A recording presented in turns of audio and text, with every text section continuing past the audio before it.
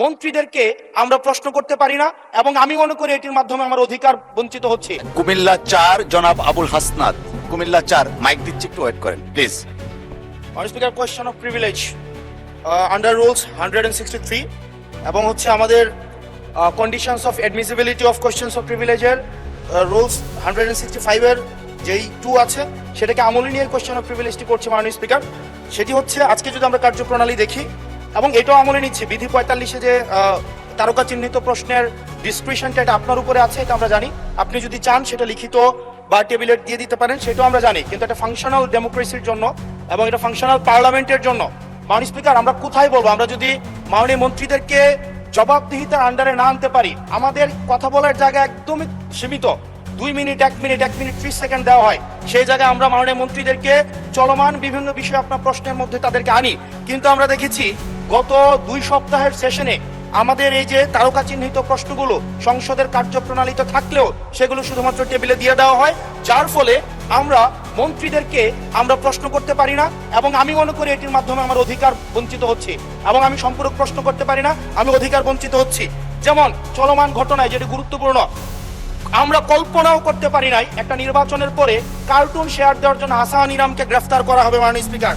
আমরা হাসিনার আমলে দেখেছি কটূক্তি করার জন্য গ্রেফতার করা হয়। কার্টুন শেয়ার করার কারণে আমাদের চিফ হুইপ মহোদয় আমাদেরকে ইনভাইট করেছিলেন এই সংসদে, যে উনি বলেছিলেন তিমির এবং হাঙ্গর, এটা স্যাটায়ার করে বলেছিলেন, এটা আমরাও বুঝেছি, এটা উনিও বুঝেছেন।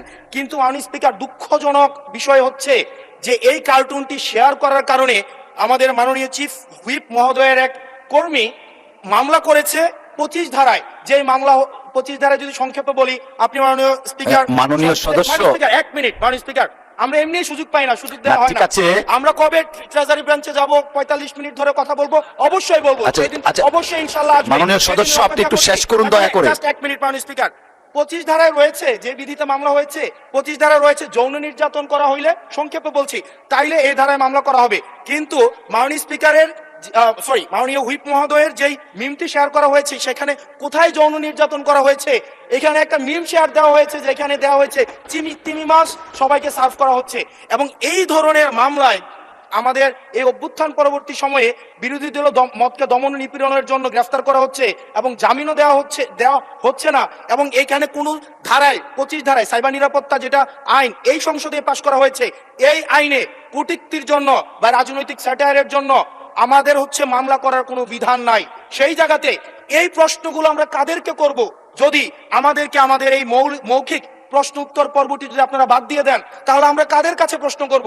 এটা একটা মনোলগ সেশন হবে, এখানে সবগুলো স্ক্রিপ্টেড থাকবে, মন্ত্রণালয় থেকে যে উত্তর রেডি করে দিবে সেটাই। আমাদের মন্ত্রীরা কাজ করছেন, পরিশ্রম করছেন, কিন্তু আমাদের সাথে তাদের যে জবাবদিহিতার যে সম্পর্কটা, এই সম্পর্কটা এই সংসদে নিশ্চিত হচ্ছে না। এবং আমি মনে করছি রুলস 163 ও এই বিধি অনুযায়ী আমার অধিকার বঞ্চিত করা হচ্ছে, এবং অতি সত্বর এই যে মৌখিক উত্তরদানের যে কর্মসূচিটি রয়েছে সেটি রুলস অফ প্রসিজারে অন্তর্ভুক্ত করা হোক, যাতে করে আমাদের মাননীয় মন্ত্রীদেরকে আমরা জবাবদিহিতার আন্ডারে আমরা আনতে পারি। ধন্যবাদ মাননীয় স্পিকার।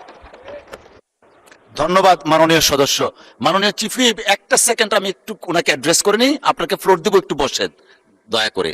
মাননীয় সদস্য, আপনি নিশ্চয়ই জেনে এসছেন 163 and 164 এই রুলসের আন্ডারে আপনার যদি কোনো কোয়েশ্চেন অফ প্রিভিলেজেস থাকে, সেটা আপনাকে একটা নোটিশ প্রদান করতে হয়। আমি শেষ করি, একটা নোটিশ দিতে হয়, সেটা 2 ঘন্টা পূর্বে। তো আমি হয়তো বা 2 ঘন্টাটা কন্ডন করতে পারি, but notice is a must. আপনি যে কোয়েশ্চেনটা এনেছেন is very pertinent, very important. আমরাও চাই এই সংসদ প্রাণবন্ত থাকুন, কোয়েশ্চেন আনসার জবাবদিহিতার মধ্যে থাকেন। আপনার এই যে প্রশ্নটা আছে, এটা একটা নোটিশ দিবেন, আমরা এটা ডিসকাস করব, ঠিক আছে?